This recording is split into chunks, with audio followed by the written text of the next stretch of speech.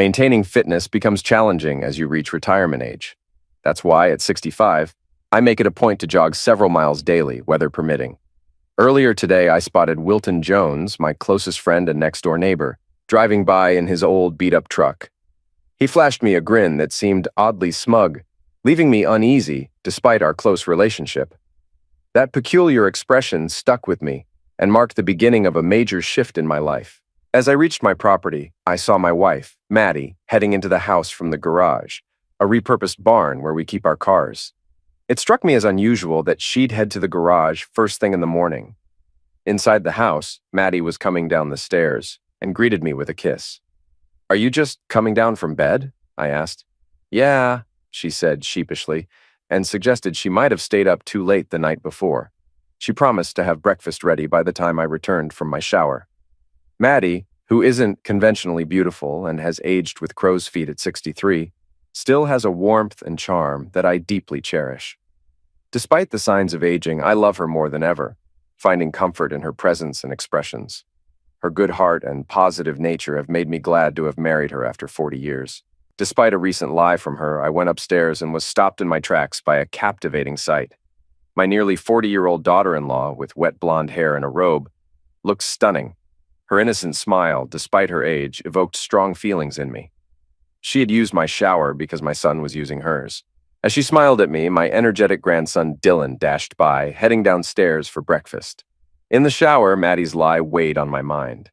After dressing, I joined the family in the kitchen where Maddie had made breakfast. Matt and Kate were already at the table, with Matt focused on his food as usual. Kate teased him about showing more affection, which made everyone laugh. Dylan, eager about our planned fishing trip, asked when we were going.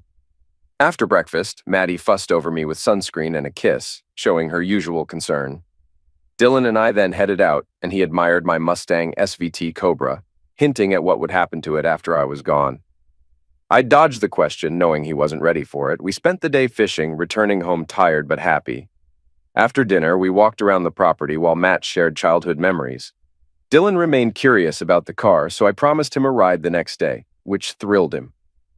Later, as the family relaxed, Maddie pulled me upstairs, insisting I needed rest. In bed, despite everything, we quickly reconnected intimately, and the world outside our room seemed to disappear. "Is this what you want?" she asked playfully. "Or do you want me to go down and get Kate?" I'm gonna have to think about that one," I said just as mischievously. Buddy," she said, thrusting her hips forward and impaling herself on me. "Kate has one of these attached to your son to play with. This one is mine, all mine." "Ken, I'm sorry," she said, "and I know it was stupid, but it's something I can't help. You know that we're too old to make another baby. Well, I am anyway. But when you do that to me, something primal happens and my womb wants to be filled." I nodded, but my mind was racing. "Sometimes I wish we could have another baby," she said. "You feel so perfect in there. Wait, are you saying that if we were younger, we couldn't have another child?" "Maddie, we've already been through the parenting stage," I fibbed. "We're nearing the end of the grandparent stage.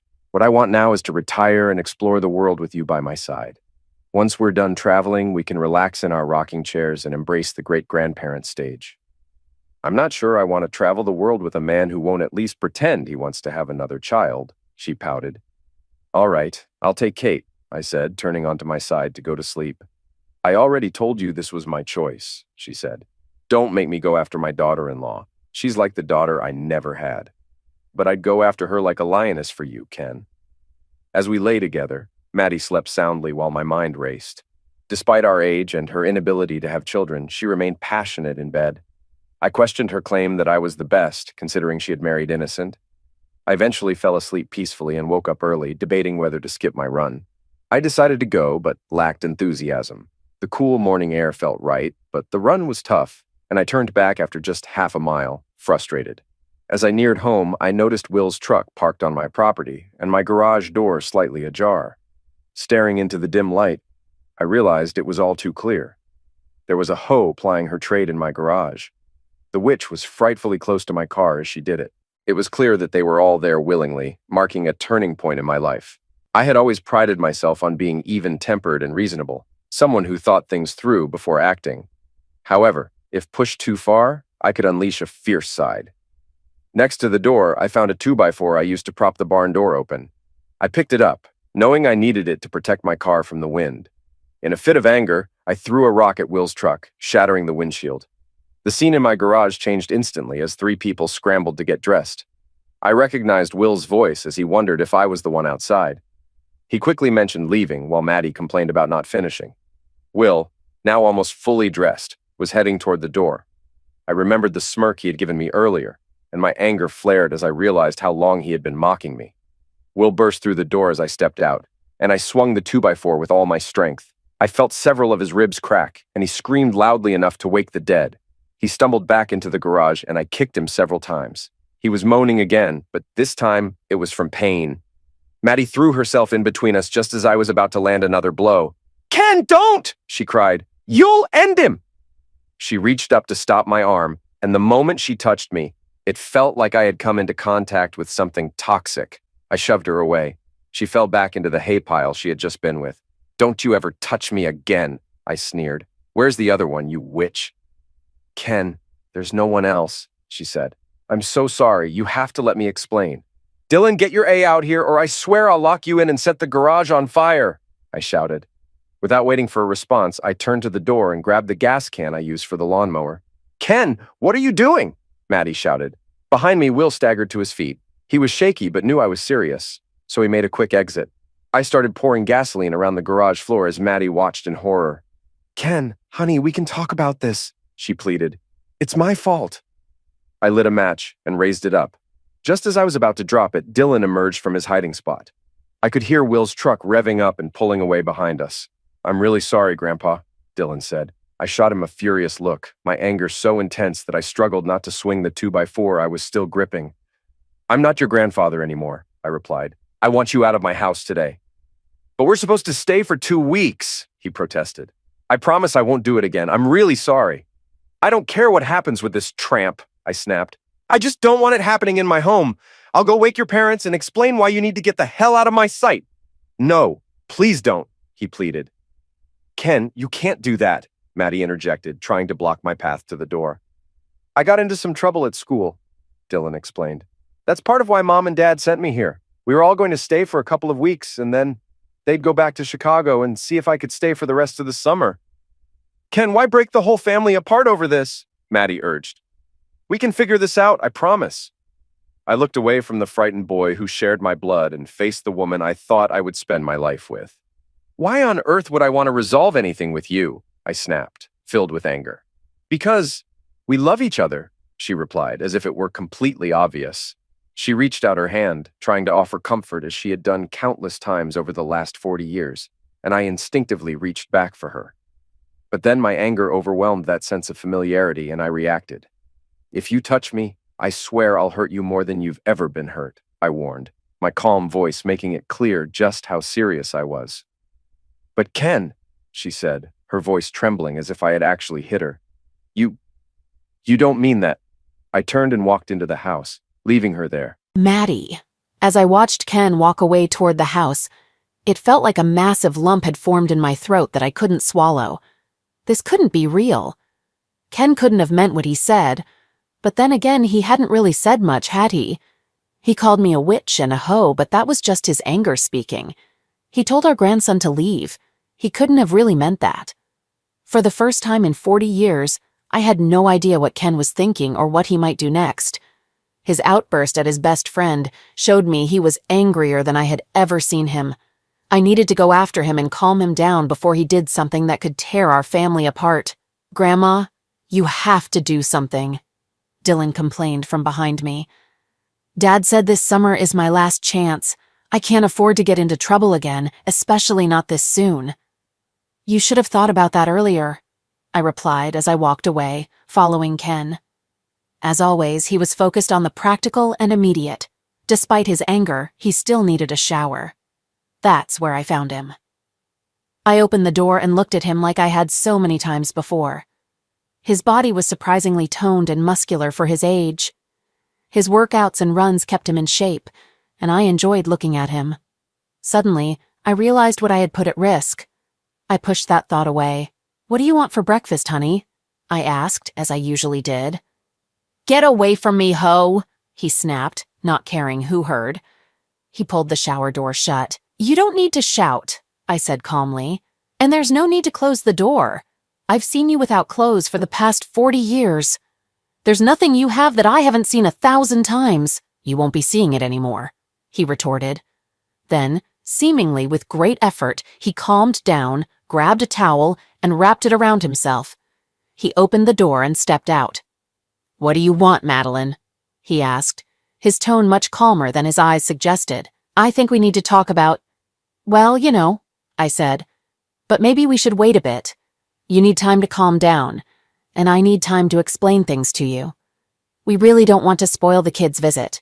We only see them once or twice a year, so perhaps we should wait until they're gone, okay? I don't want to talk to you," he said. "I don't want to calm down. I don't care about anything you have to say. Pretending to be civil around the kids or lying to them is just another form of deceit. Maybe you've been lying and hiding things for so long that you've lost touch with the truth. But eventually the kids will find out about this. Sooner or later, everyone will know." "What are you talking about?" I asked. "The kids will want to know why we're separating," he replied. Suddenly, my heart started racing and I felt faint. I stumbled but managed to steady myself by grabbing the wall. Ken didn't even hesitate. For the first time in over 40 years, I sensed he didn't care about my health or well-being. "I'm pretty sure Chelsea is wondering what happened to Will. I hurt him pretty badly. If he decides to press charges, I might end up in jail. Honestly, I hope he does. I'll tell anyone who asks what happened and why I confronted him. I bet Chelsea will kick him out. That place has been in her family for generations.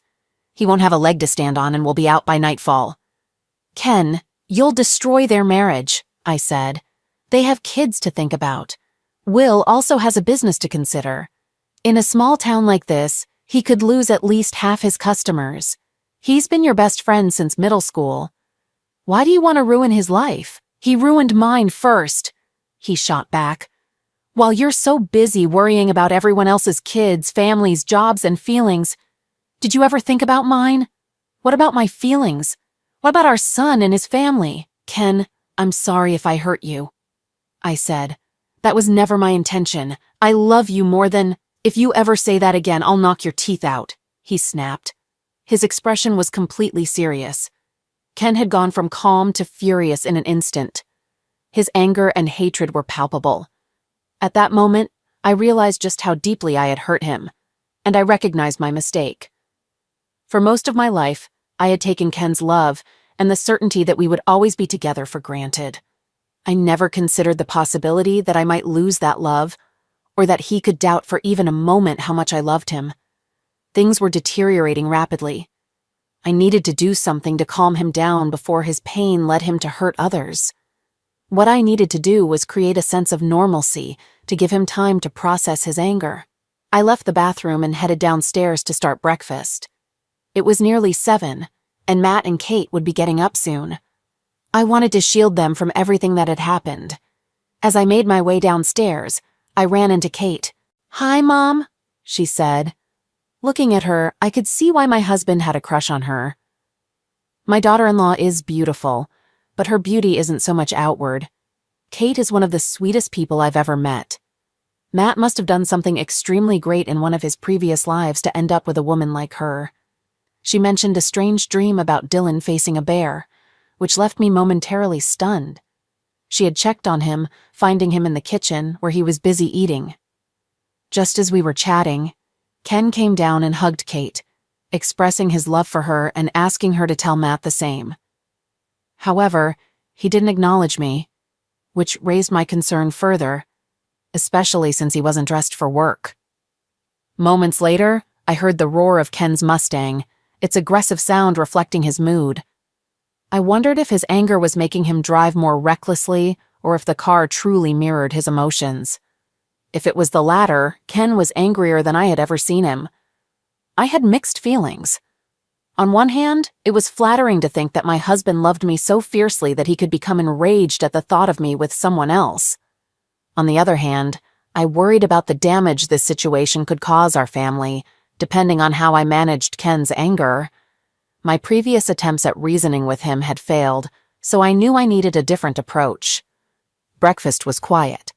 I told Matt and Kate that Ken was at a last-minute meeting with a disgruntled supplier, and they seemed to accept it, especially Kate. Dylan, however, was unusually silent, pushing his food around his plate. Eventually, he asked to be excused and retreated to his room. Kate reassured Dylan that he would have plenty of time with his grandpa, noting their special bond. She expressed her wish that Dylan's relationship with Ken was as strong as her connection with her late father. Despite Kate's sunny demeanor, her words stung, reminding me of the damage my actions had caused to our family. After breakfast, Matt took Dylan fishing, with Kate tagging along, iPad in hand. To my surprise, they returned just a couple of hours later, a stark contrast to the previous day when Ken and Dylan were gone all day. I asked what had happened, and Ken mentioned that Dylan didn't feel like fishing. This set a somber tone for the rest of the day.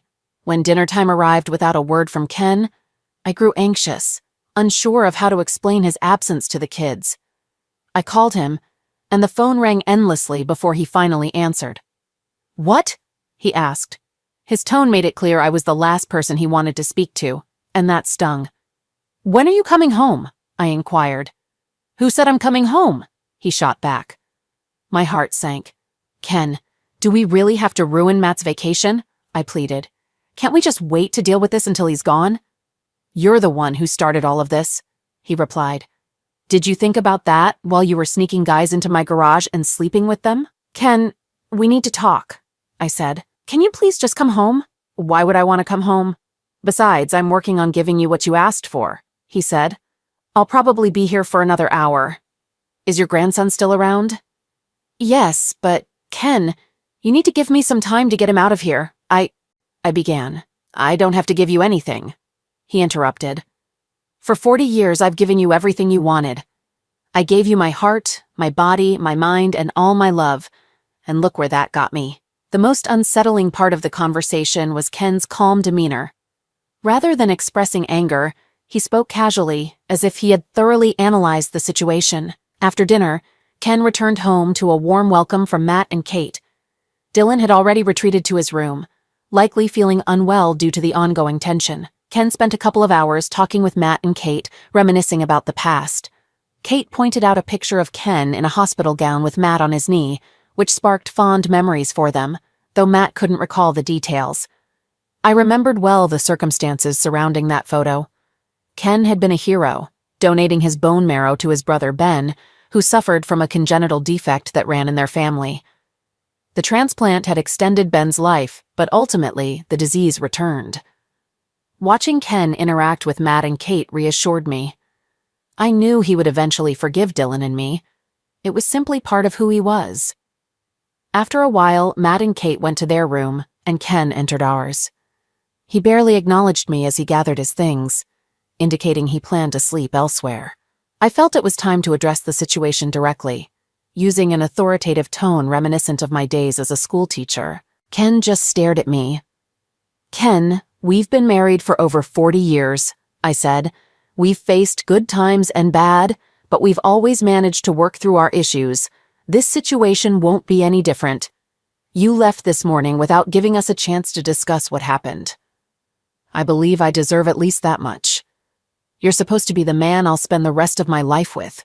We're married, for goodness sake. I think I deserve more than this. And I think I deserve more than being married to the town hoe," he shot back. At least he kept his voice lower this time. "How long have you been sleeping with my friends? How many of them are there?" "Ken, you have to give me a chance to explain," I urged. "It really isn't what you think." He sat down on the edge of the bed, distancing himself as much as possible. "I'm not contagious," I said. "You can't catch anything from me. Just yesterday, you loved being close to me."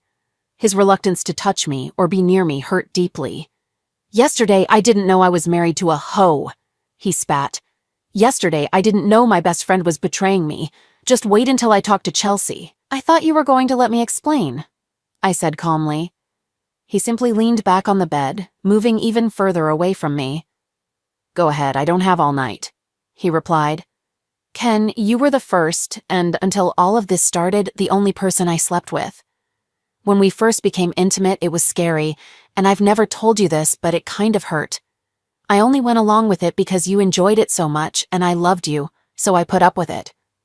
Over time, it became pleasurable for me too. There were moments when my desire fluctuated, but I always cherished the feelings of being close to you. Things changed for me in my late 40s and early 50s. I started to dislike closeness, but Ken was patient and never pushed or complained. As my feelings began to shift back, predictability crept in. I could anticipate every move he made, and it became routine and boring. Despite enjoying our intimate moments, I found myself wanting more. I loved Ken deeply and didn't want to hurt him, but frustration grew. I discovered that Will was experiencing the opposite with Chelsea, who had lost all interest in closeness. This realization led to complications in my life. I want to clarify that Will is not better than Ken. He's simply different. There are no feelings for him. Our encounters lack the intimacy that Ken and I share. Then Dylan caught us together and threatened to tell Ken unless I gave him something in return. Dylan, being younger and wilder, introduced me to new experiences. But none of this was more important than my marriage. I was going through a phase and believed that since I had accommodated Ken's needs before, he could now understand mine. Ken seemed to consider my points, but questioned why I hadn't communicated my needs for more intimacy earlier. He processed it on his own and decided that we wouldn't be intimate again, stating he would release me from our vows. My anger rose as I argued that I didn't intend to stop our relationship. He handed me papers. As I put on my glasses to read, Ken began packing his things. He pointed out that while I sought fulfillment elsewhere, he had remained faithful. He was hurt that I hadn't given him a chance this time and accused me of wanting freedom outside the marriage. Ken accused me of wanting freedom outside the marriage, saying he wouldn't stop me anymore. I tried to explain that I only wanted him and that it was never about finding someone else. It was just about act. He told me he had filed for divorce, offering a 50-50th split and allowing me to stay in the house as long as no other men were brought there. He made it clear that the house would go to our children, excluding Dylan. As Ken drove away, I was left hoping he might return. I went through the pain of watching the man I loved walk out of my life, taking only the essentials. The next morning, I lied to the kids, saying Ken had left for work. They sensed something was wrong, and the days that followed were filled with tension as I struggled to maintain the appearance of normalcy. Dylan struggled with the loss of his close relationship with Ken and soon expressed a desire to go home. A few days later, Chelsea arrived in tears, revealing that Will had been in a serious car accident, crashing into a tree. His injuries, combined with a heart condition, had caused his heart to stop temporarily, leaving him in a coma. Chelsea returned to the hospital, while I was left feeling guilty for my part in the situation and the lies I told about Ken. Only Paul, Ken's lawyer, knew the truth, but was bound by confidentiality. Meanwhile, Matt and Kate took Dylan back to Chicago, promising to return for Christmas. I spent my days supporting Chelsea at the hospital. Over the months, as Will's condition worsened, Chelsea and I grew closer, though I couldn't shake the guilt. Doctors informed me that Will's heart condition was long-standing and likely would have caused a heart attack regardless of Ken's involvement. This brought some relief, knowing Ken wouldn't have to bear that guilt when he returned. By Christmas, I finally told the kids that Ken had left, offering vague explanations. They surprisingly accepted it. Matt was upset with Ken, while Kate believed he had his reasons, leading to tension between them. One night, alone with Dylan, he inappropriately touched me, and I reacted by punching him, causing him to vomit. I confronted him about the chaos he'd caused, reminding him that Ken had cut him out of the will and vowed never to cheat again. A year after Ken left, Matt and Kate divorced. They occasionally reached out, asking me to let Dylan visit, but I always found excuses. Dylan's life spiraled. He flunked out of college, struggled to keep jobs, and constantly got into trouble. Will eventually passed away, and Chelsea found love again with a paraplegic man she met at the hospital. They seemed genuinely happy together. I tried dating after Ken left, but nothing worked. Deep down, I only wanted him. Eventually, it became clear that no one else wanted me either. I posted ads on dating sites but got no responses. The few times I had closeness, it was with men who were as unsatisfying as the encounters themselves. This led me to reflect on my life, feeling like a lonely woman who had ruined her own happiness. My desire for closeness faded after Ken left, and those experiences were more about curiosity than actual want. I realized even my time with Will only mattered because of Ken. Living without him was unbearable. 3 years later, after his departure, I looked in the mirror and barely recognized myself. I appeared older and more defeated. Then I received a call from Matt, whom I hadn't heard from in months. He sounded emotional, asking me to call him or Kate. Before I could respond, Kate arrived at my door, her once beautiful face now showing pain from the divorce. She hugged me tightly, and her concern made me regret trying to joke about my age. Kate revealed that Dylan was in trouble. Her tone conveyed a mother's desperation. I hadn't seen Dylan since I hit him years ago, and my feelings toward him were complicated. Over the years, I understood that I had been dealing with a hormone imbalance, which I had tried to treat on my own. Losing Ken was mostly my fault, but I also blamed Will and Dylan. Blaming Will, now gone, accomplished nothing. Dylan had betrayed me by blackmailing me and betraying his grandfather. Even after seeing how hurt Ken was, Dylan had the nerve to make another move on me. I'll never forget the satisfaction of knocking him down and the stupid look on his face. "Mom, Dylan has it," Kate whined. "Dylan has what?" I asked, certain that whatever it wasn't a job. The boy had been guilt-tripping both parents over the divorce to squeeze money from them. What they seemed to overlook was that Dylan was over 21 when they split. He was an adult. "My baby has that cancer that runs in the family," she cried. My heart sank. "Mom, what am I going to do?" she sobbed. "We'll get him the best doctors available," I assured her, reaching out to hug her. In that moment, I wished I could take away some of her pain. However, my compassion only extended to Kate. Dylan was still a snake in my eyes. "Mom, can you contact Dad for us?" she asked. "Matt told me Dad saved his brother by giving him bone marrow. He has some kind of antibodies in his bone marrow that helped keep it dormant for a while." I just stared at her blankly. "Can't they use Matt's bone marrow? One of Ben's kids could help too," I suggested. "Matt was already tested," she explained. "He's a close match, but he doesn't have the antibodies. I'm a double negative, so I lack both the DNA and the antibodies. And Ben's kids are both girls. Apparently this only affects males." By the time she finished telling me about Dylan's condition and what they had done so far, Matt had arrived. I had to admit it.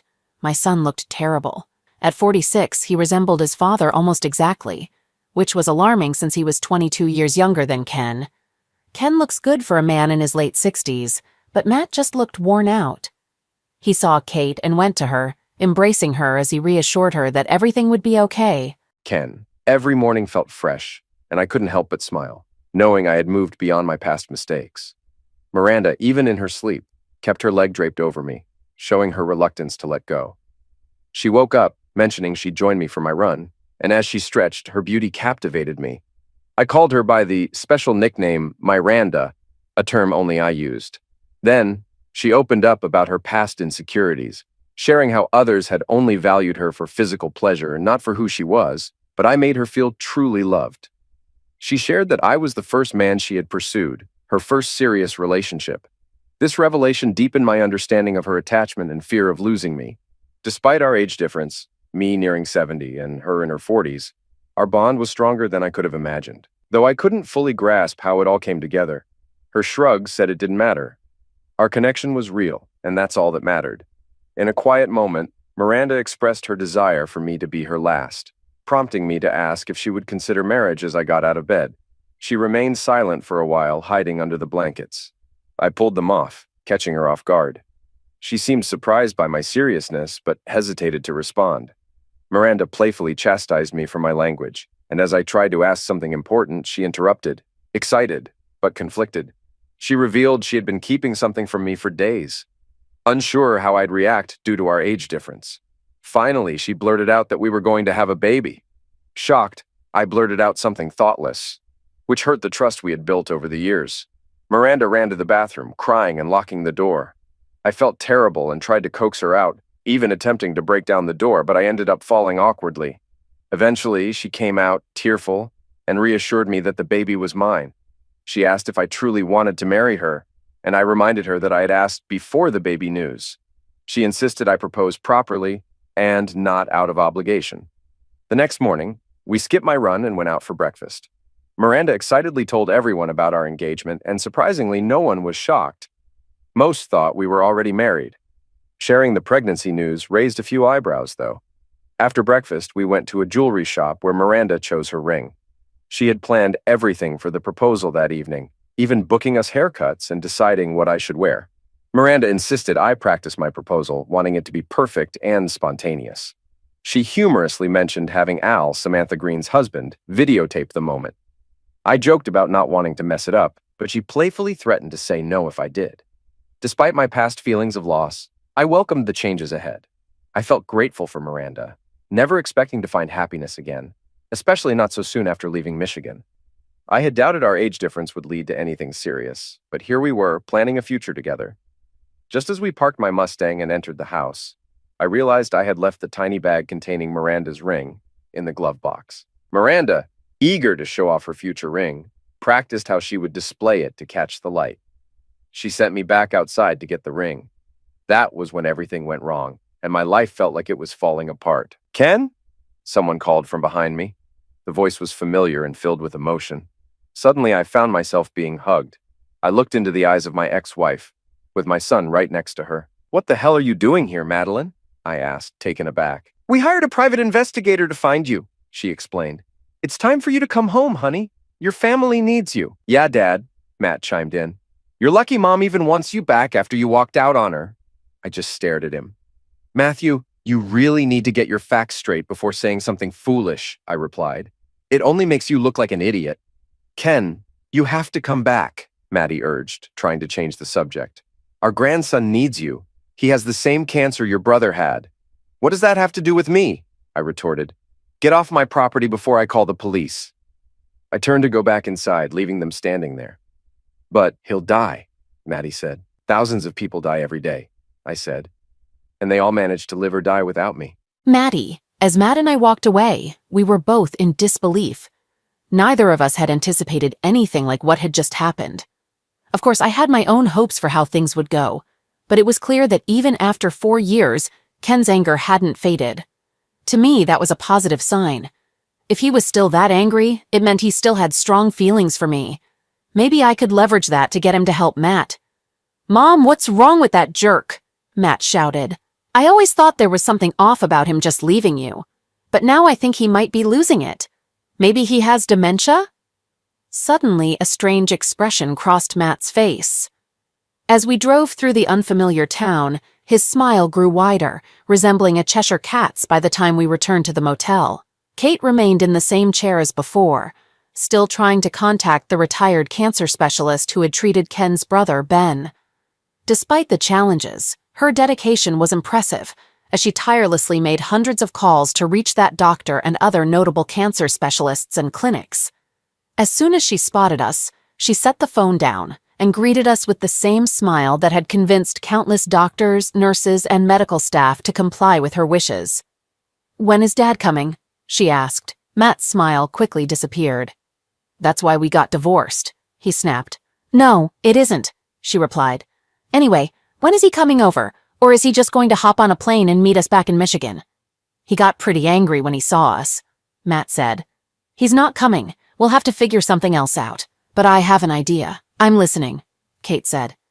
"I think he's losing it," Matt declared.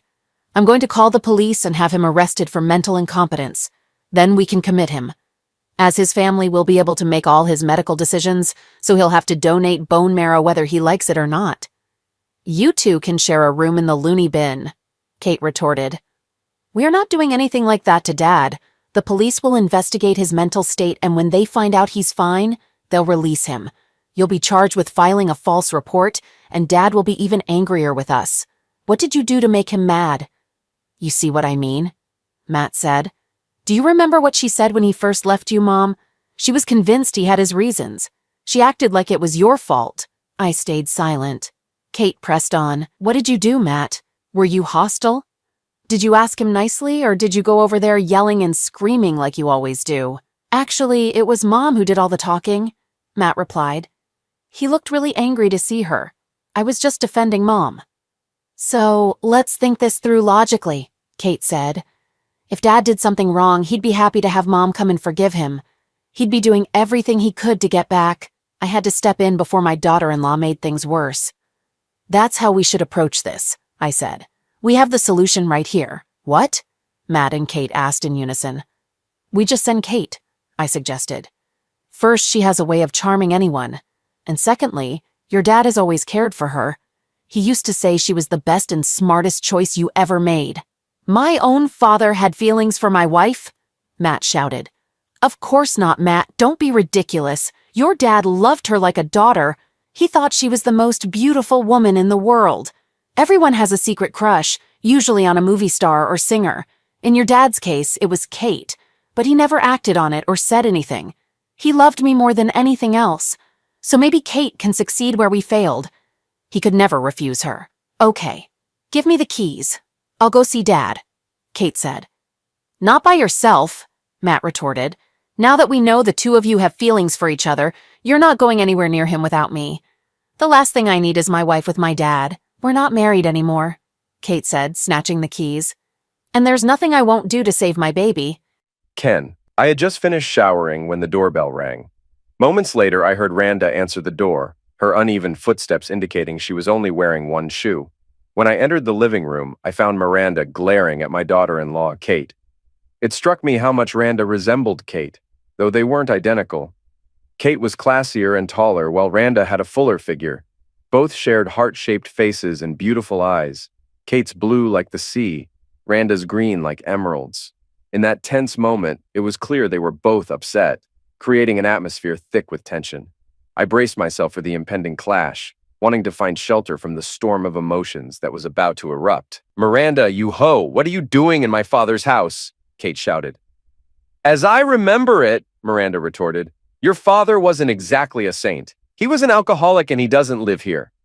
"You've probably slept with so many men that you've mixed my father up with someone else," Kate spat. "Oh no, I remember him very well," Miranda replied. "I always remember those who were supposed to be family but treated me poorly. I especially remember the ones who looked down on me in public but tried to take advantage of me in private. He was my mother's brother. He shouldn't have tried to get me drunk and sleep with me." Kate gasped, shocked by the revelation. "Why are you surprised, Katie? You were just as bad. You were my favorite cousin, and you abandoned me like everyone else. It hurt more coming from you.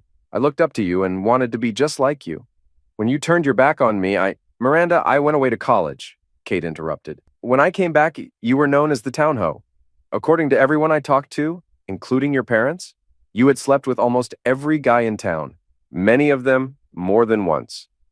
And you believed it, of course," Miranda said. She started to cry, and that was my cue. I walked into the room and wrapped her in my arms. I sat down on the sofa with her in my lap, gently rocking her. "Kate, I think you should leave," I said. Seeing the hurt in her eyes made me feel guilty. "Dad, what is she to you?" Kate asked. "She's everything," I replied passionately. "We had a very special evening planned for tonight, and nothing is going to stop that. I already know what you want. I've told your husband and your mother-in-law that I can't help you. It was nice seeing you again, but you really need to go. Dad, Matt and I are no longer married," she said. "I don't know what's happening between you and my cousin or why you won't help your own grandson. Something is really off here, so can you postpone your special night so we can talk?" She flashed me her best smile. "No," I said firmly. "There's nothing in the world that would make me delay tonight." "Fine, we'll talk in the morning," she replied. "We'll settle all of this once and for all." "There's nothing to settle," I said. "Dad, please," she pleaded. "I know I'm not your biological daughter, but I always wished I was. I've always felt like one, so can we just talk and get everything out in the open?" "He said no," Miranda interjected. "You can't have him. If you don't leave us alone, I'll kick your skinny A." "Miranda, this isn't your concern," Kate shot back. "This is family business." "Do you know what this is?" Miranda asked, flashing her hand to show her ring, which caught the light. "I am his family. He's mine. We're getting married and we're going to—" She hesitated. "We're going to stay together forever. I'll be here early tomorrow," Kate said. "I'll come alone, so maybe I can figure out what's going on between my cousin and me.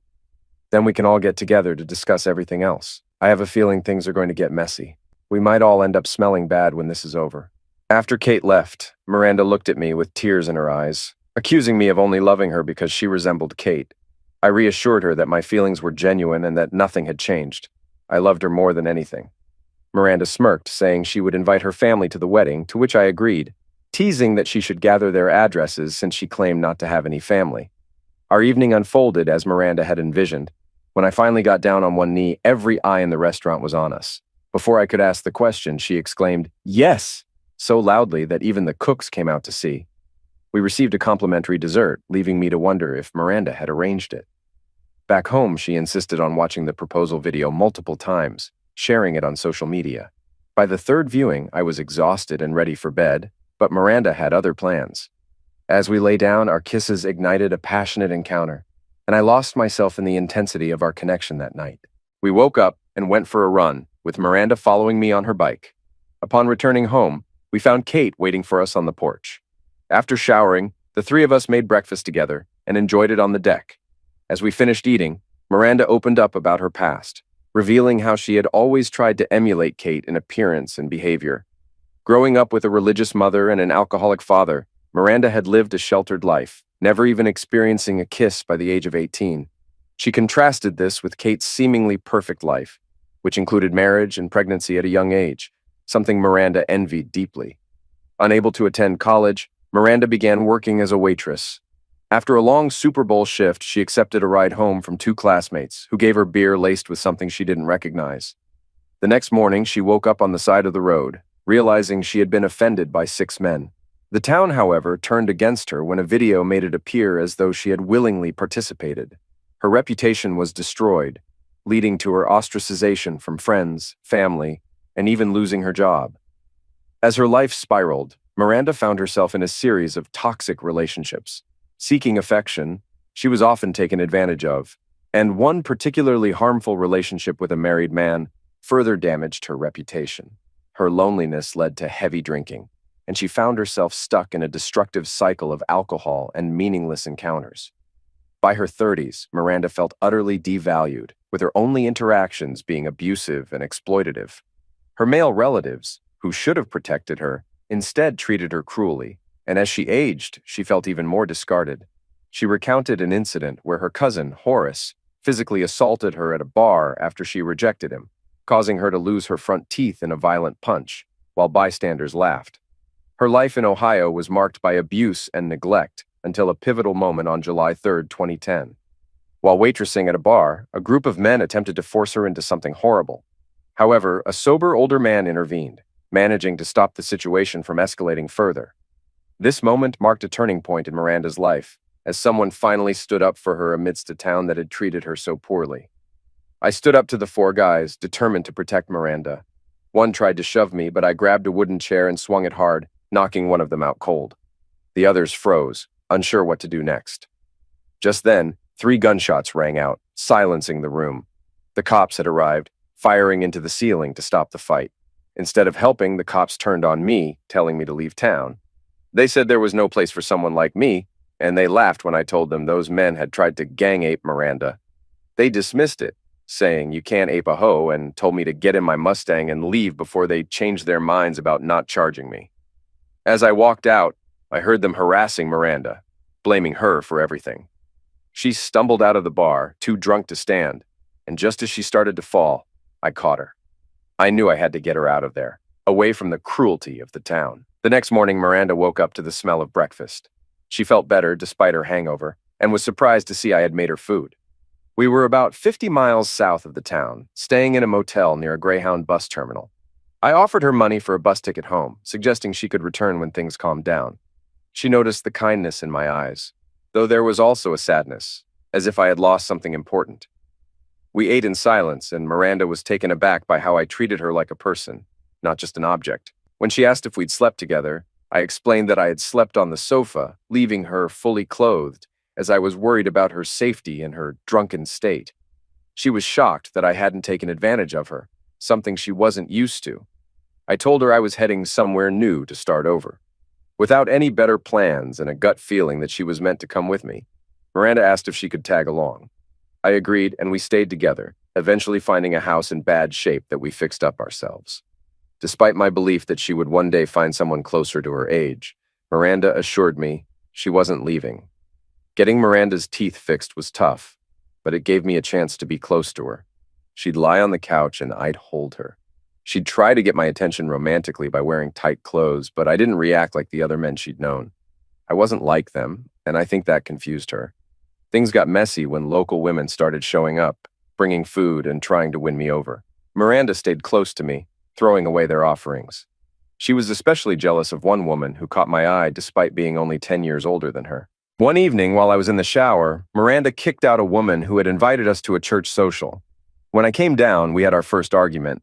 I told her she was blocking me, but she made it clear I was hers. I wiped her tears and kissed her, and for the first time, it felt real and intimate. But just as things heated up, I sat on the sofa and turned on the TV, leaving her frustrated. I admitted I was scared of ruining what we had, afraid that intimacy might complicate things. She shut me up with a kiss. Later that night, she moved her stuff into my dresser, making it clear she wasn't leaving. We didn't have closeness, but we got comfortable, and she warned me not to bring any more women around. She made it clear I was hers, and that was the start of our life together. The last 3 years have been great, until Kate showed up. So, you're his daughter-in-law, or you used to be, and you're my cousin, or you used to be. None of that matters, Kate. Both of us have put the past behind us. We weren't happy in the past, and we aren't going to start looking back now. We have a bright future ahead of us. So thanks for coming all the way out here, but whatever you're selling, we aren't buying it. Kate, on the other hand, seemed unaware of what had happened over the years, admitting that life had gotten in the way and she had lost touch. She acknowledged the troubled nature of our family in Ohio, but seemed genuinely sorry for not knowing more. Before she could finish, the doorbell rang, and Miranda's tense call for me to come inside made it clear something was wrong. When I walked into the living room, I saw Matt and Maddie standing at the door. "Fantastic!" I exclaimed. "Now they're all here." Kate entered the room behind me. "I told you to let me handle this," she replied. "I didn't want to leave you alone with him," Matt shot back. "What does it matter to you?" she retorted. "We're not married anymore." "And whose fault is that?" he shouted. "You wanted the divorce? You asked for it." "I never wanted it, jerk. I just wanted you to fight for us. I needed to know if I meant enough to you for you to put in some effort to keep me," Kate argued. "That's nonsense," Matt replied harshly. "You had feelings for my dad. Even when he abandoned my mom, you were on his side. Mom told me he thought you were the most beautiful woman he'd ever seen. It's no surprise he left my mother. He found your damn twin and ran off with her." Maddie glared at Miranda in anger but remained silent. "Let's go, Matt," she urged. "This is all too bizarre," Kate said. "Mom, you just walked in and saw Dad for the first or second time in 4 years. You just found out he's living with my cousin, and it feels like I'm more shocked than you are. What's going on?" "All right, we need to sort all of this out," I interjected. "I have a life to get back to, and as long as this mess hangs over me, you all won't leave me in peace. So let's act like adults, go sit on my deck, and talk this through." We all headed back out to my deck. As the sun climbed higher, Miranda and Kate went inside to grab cold drinks for everyone, while I extended the awning over the deck to create some shade and make it more comfortable. Once everyone settled in, Matt and Maddie at one end of the table, Randa and me at the other, and Kate in the middle, we began our conversation. "First of all, Matt, I've never done anything to you. Why are you so aggressive toward me?" I asked. "Because you left Mom without giving her any explanation, and because my wife was always let down by me since I wasn't as successful as you. I'm not some big business genius, so I could never measure up," he replied. Both Kate and I started to chuckle. "Come on, Matt," Maddie said. "They're not taking us seriously. They're laughing at your feelings." "Katie, you go ahead," I suggested. "Matt, you're such an idiot," Kate said. "You've always been one. If you don't get your act together, you'll stay an idiot forever. Yes, I love your dad. There, I said it. Are you happy now?" Matt looked shocked. "I love him so much it's off the charts," she added, leaning closer to him. "You selfish witch," Miranda spat. "I'm going to—" "Calm down, cousin," Kate smiled. "Matt, I love him like a father, and he loves me like a daughter. My own dad was an alcoholic who never cared about me or his kids. And yeah, Matt, I wanted you to be more like your dad. But it wasn't about money. It was about your time and attention. Your dad treated your mom like a queen. They were hardly ever apart. She was his whole world. Even after 40 years of marriage, they walked around holding hands. He treated her like she was gold. It's the same way he treats my cousin now. Just look at them. I bet if you check under the table, they're holding hands right now. Miranda raised our hands. If you understood how difficult my cousin's life has been, you'd realize how much love that man has to give. That's what I needed from you. I never cared about being rich or making a lot of money. I just wanted to feel important to you, but it always seemed like everything else took priority. I asked for a divorce to jolt you into fighting for us, but instead you just agreed and gave up. How was I supposed to? Matt started. Even after we divorced, I always hoped you'd want to reconcile, Kate said. We both know we've dealt with our divorce in different ways. I haven't been out with a bunch of women trying to get over you. But no one compares to you, Kate, he replied. I feel so empty all the time. I thought you wanted the divorce because Dad left Mom, and wow, I've been a fool. I was jealous of my own dad for no reason. Dad, why did you leave Mom? Matt asked. And why won't you help Dylan? I really want to know that too, Kate added. You two were so in love and then you were just gone overnight. She never told you? I asked. I figured she'd let me take the blame. Well, as you both mentioned, I loved your mother like there was no tomorrow. She was my entire world. But that all changed during your last visit to the old house. I went for a run and something compelled me to go home. When I did, I found your mother cheating on me with 2 men. It shattered my heart. I had never felt such pain before. I just lost it. The worst part was that one of those men was my best friend, Will. Dad, Uncle Will died soon after you left, Matt exclaimed. Yeah, I beat him up pretty badly, I admitted. You didn't kill him, Ken, Maddie said. Will passed away from complications of congestive heart failure. He had a massive heart attack, but he did one honorable thing. He told the sheriff he crashed his truck. That covered up what you did to his windshield and explained why his ribs were broken. You broke most of his ribs when you jumped on him. He pretended the crash happened to protect Chelsea from finding out he'd cheated on her. Maybe he was also saving himself, because Chelsea would have gone after him hard. Why did you just sneak away without trying to fix things, Dad? Matt asked. I get that you're angry, but why not at least fill Kate and me in on what was happening? Why not talk to Mom and explain it to her? I didn't run off, I snapped. That never happened. I consulted a lawyer. I had divorce papers drawn up. I gave your mother a very generous settlement and even let her stay in the house. It'll go to you when she can't live there anymore and then to my brother Ben's kids. They exchanged looks. I even had a final conversation with your mother before I left, I added. She told me why she did what she did. She left me with no choice but to go. I don't understand, Kate said. Why the hell would she cheat on you? She must be crazy. She said I was boring in bed, I replied. Miranda erupted in laughter. I never said that, Maddie protested. I only meant we'd done it so many times I knew all your moves.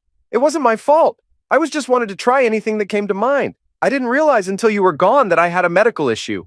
My hormones went wild and turned me into some kind of temporary nympho.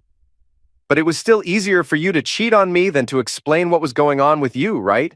I shot back.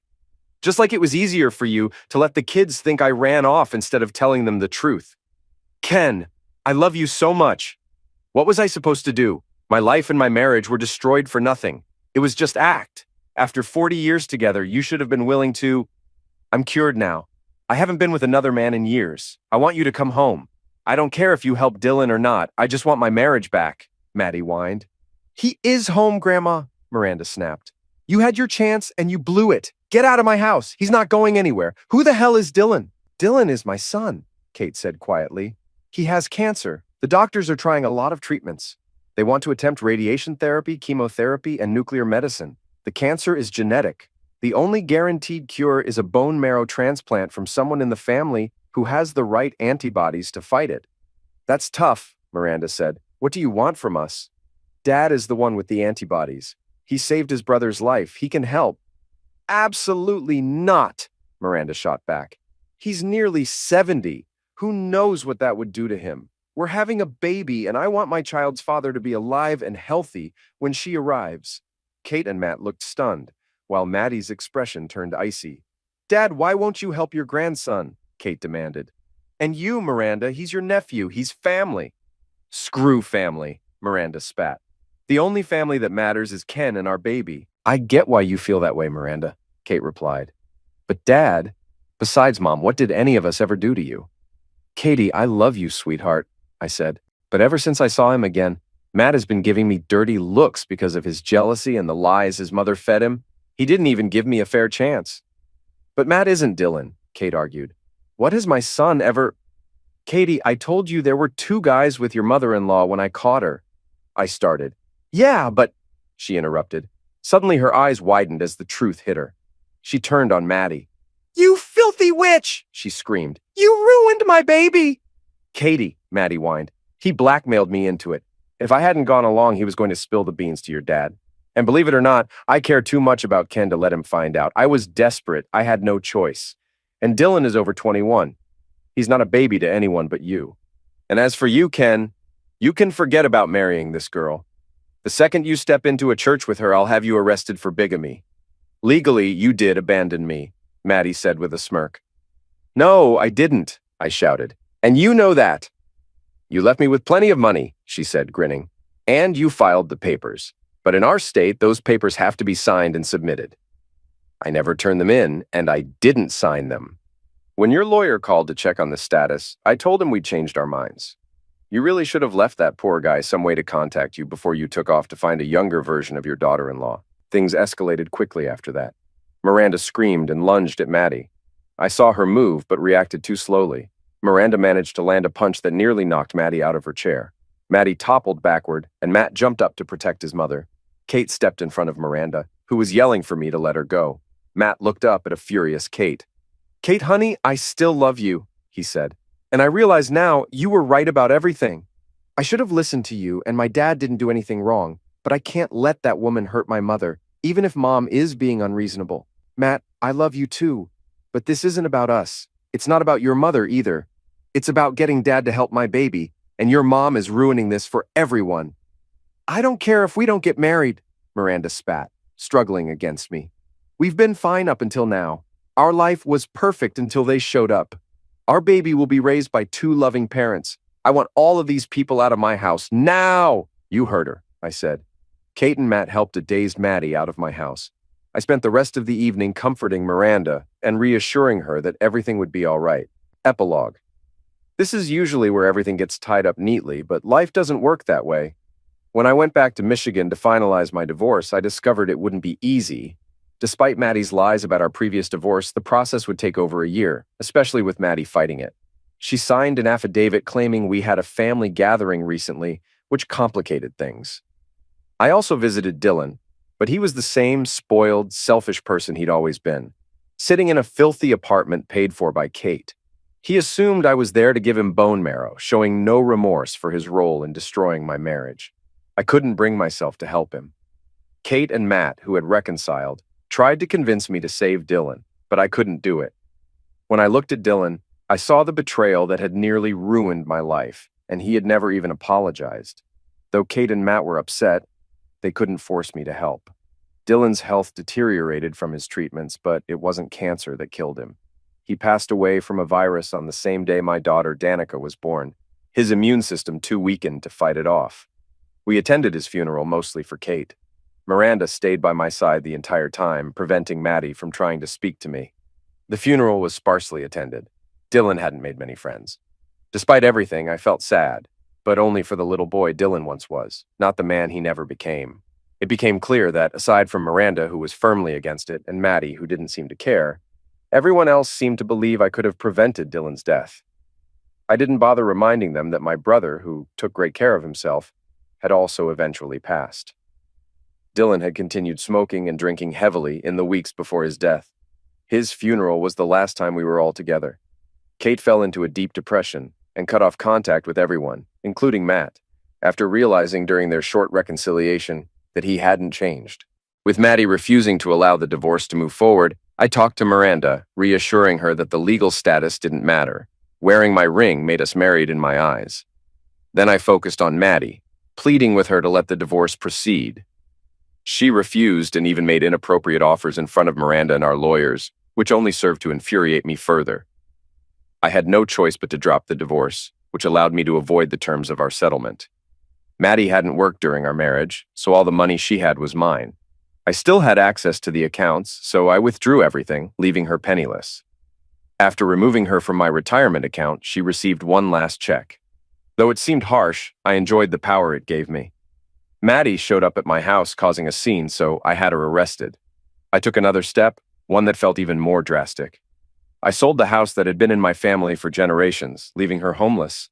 It was time to stop looking back and start focusing on my future with Miranda and our daughter, Danica. Now, 5 years later, I sit on my porch watching Danica, who's 5, doing laps around the driveway in her modified Power Wheels Mustang. She's already hosting little races every Sunday and hasn't lost yet, not even to the boys. I'm sure Miranda will object, but I think Danica's ready for a go-kart. She's inherited her mother's looks and my competitive streak. Those NASCAR boys will have some competition in about 14 years, and I hope I'll still be around to witness it.